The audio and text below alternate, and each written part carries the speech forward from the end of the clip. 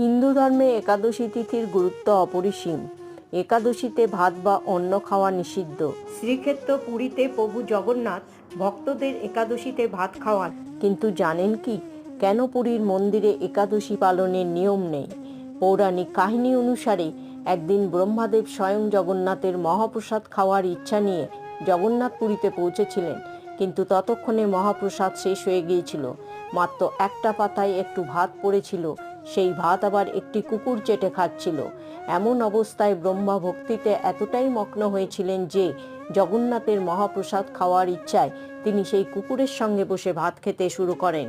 কাকতালীয়ভাবে সেদিনটা ছিল একাদশী। এরপর দেবী একাদশী ব্রহ্মাদেবকে একাদশীর দিনে অন্ন সেবন করতে দেখে তিনি তার শক্তির জন্য অহংকার করেন।